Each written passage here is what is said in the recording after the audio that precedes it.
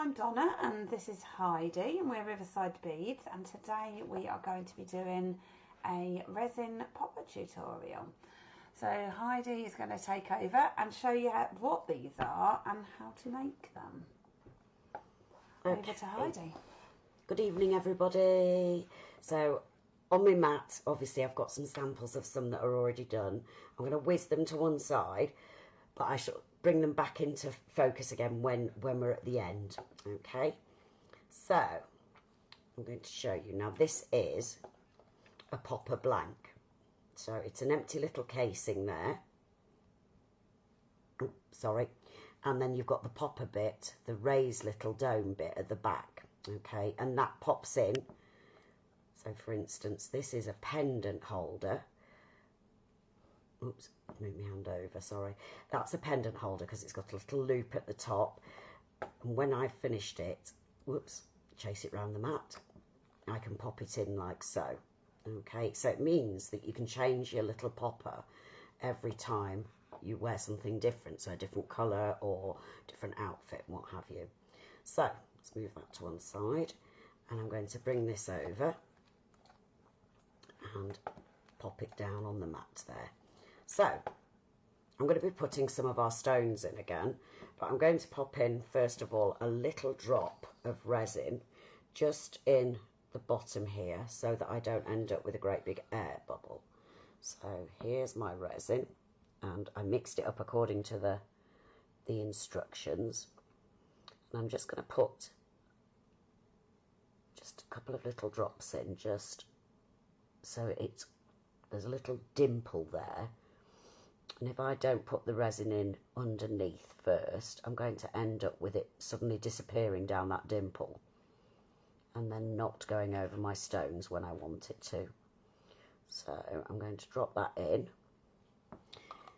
and then I've got a little flower bead. Okay, I'm going to drop that in the centre, and then I'm going to drop some stones in. Now what will happen sometimes is that you'll get some of it overflowing over the edges, but don't worry about it.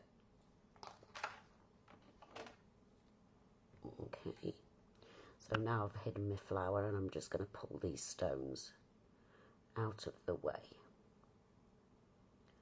and you can use a little spoon, or you can use a little cocktail stick, or I sometimes also use little cotton buds because they kind of help to pick up things, especially things like little stones. I think that's enough in there actually. Okay, so didn't need too many in there. And then all I'm going to do is just drizzle a bit of resin over the top so that it encloses that little flower and the stones. And you will find that the stones, it looks as though it's going to, you know, flow over the top, but what it will do is find its way underneath those stones as well, so it won't automatically flow over the top. But as I say, don't worry if it does, because you can always clean it up. There's always, you know, a solution to these things. Okay, there we go. You can really see the glaze on the camera. Okay. It's sort of domed up. Yeah, I mean, it at the moment you obviously keep it in one position. So normally I would do it onto something like cardboard or a sturdy mat. It's on a plastic pocket, and that's fine for it to stand on. I've got blue tack underneath to keep it upright, so the same as I do with my rings when I'm doing the rings with resin. And you just need to leave it to one side for the recommended period of time for it to cure, and then that's perfect. And if you do have any little spillages around the edges, you can just get a pair of pliers and snip off, or a little pair of scissors and snip off round those edges, and then you can use just a standard, I've got one here this time I remembered, a standard emery board. You can just use that with a little drop of water on it and just go round the edges to smooth them back up. Okay, so what you'll then be seeing is this. So we have this one here, which is the blue one, and this is the same element as, it's a bit glary, isn't it? Well, it's so shiny. So no, it shows the glaze beautifully. Does it? It doesn't glare it. So that's the popper part. There's the little dome bit at the back, and it just presses in, just clips in, just like that. And then we have the same stones as we used just now on a different piece. So you can see the glaze on that. And this one's just popped into, this is a pendant one. So there's a little loop here, and you can put a jump ring and then attach it to a necklace of your choice. So a ready-made necklace or one that you've made yourself. And then we've got another one here, which is a lovely stone. I love this stone. It's like a coppery colour. And again, you can change the popper if you wish. So that was nice. That was a macrame piece. Yes. So the actual popper bindings as such are so versatile to then use in general jewellery making. What we're showing today is focusing on so we're focusing on this bit, but they're so versatile. I mean, you know, there's so many out there that are generic, so you know everybody has them, but these are really unique pieces that you make yourself. And of course you can make them personalised as well, so you could use like a little charm letter to make it personalised to somebody, or something that they, you know, do a lot. You could put a charm in the middle and stones hobbies around it. We get a lot of that when people do the class, don't we? Absolutely. So there's lots of ways that you can incorporate these into making something really lovely and personalised for somebody. We haven't done a specific kit for these popper blanks, but we have had these online if you want to do these. I would probably tag them onto one of our starter resin kits that we've got. So we've got the bookmark one, which was new last week. That's all ready to go out now, so they're being dispatched. And then we had the original one, didn't we, that we made? That's right, the starter resin one. And that had pendant blanks and things, didn't it? Yeah, it did. Yeah, so we've got lots of choice now of the different types of resins. We've put all the safety instructions, all the different ways to mix it and everything. So, absolutely. I'll just pop our, just bear with me a moment, I'll just pop us in so we can say hello to, I don't think those of you that are watching us on YouTube get to see us if not, but if you're watching live on Facebook, let's put my Donna. glasses on. Hi. So when we do this, we sort of move our faces out of the way, but yeah.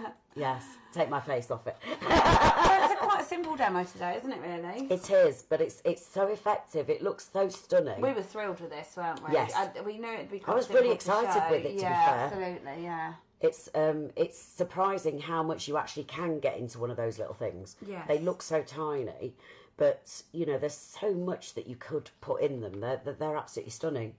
And you can do, you know, I could have actually done sort of like 10, 12, you know, and you can do them very quickly. Yeah, absolutely. Yeah. And that's kamahimo. That's macrame. We did a kamahimo piece, didn't we, in a previous? That's right. Yeah. Previous one that we did, and they just so you just sort of use them popper the findings in there. So we sell poppers pre-done as well. Yeah. So whilst we personalise these, and this is what today's all about, we then sell pre-made poppers as well, and we'll call it the popper and then the finding is how it tends to work, doesn't it? Yeah. So let me see if I get that off. My nails are not equipped for these things. That's the finding, which is the base bit, and then you either make your own popper or buy your own. Buy a popper. So there's lots and lots and lots of choice in the pre-made poppers. But as I say, if you want something really unique and personalised, doing it yourself is fantastic. It's a great way to do it. It's the full thing, isn't it? It works lovely with polymer clay as well, doesn't it? It does, absolutely. And even you can do, you know, little ones with just sort of more children's ideas with like a glaze. Yes. You know, with a card making glaze. But I do like the resin ones. And this was the new stones that we've put in this current batch of bookmarks, the kits that are going out. It's actually a teal rather than the blue. She took it down the shop. I did, I stole it. She took it down the shop, so I couldn't do it. But it looks amazing in all the different finishes. It does. Yeah. I need to remember not to touch the one you've just made. We'll leave that to dry and then it's functional. So. And then Donna's got a new little popper one. Yeah, excellent. Excellent. Now, we're not here for a couple of weeks. We've got our bead box reveal coming up for those of you that are non-members can see what's in the box for the reveal. Members get your members tutorial. So that's all taking place over the next week or so.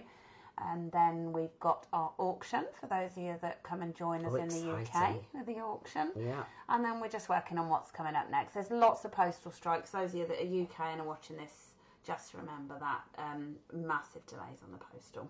But we'll get a programme out. Keep an eye on what we get up to here at Riverside Beads, and we will see you all soon. Yes, see you all soon, guys.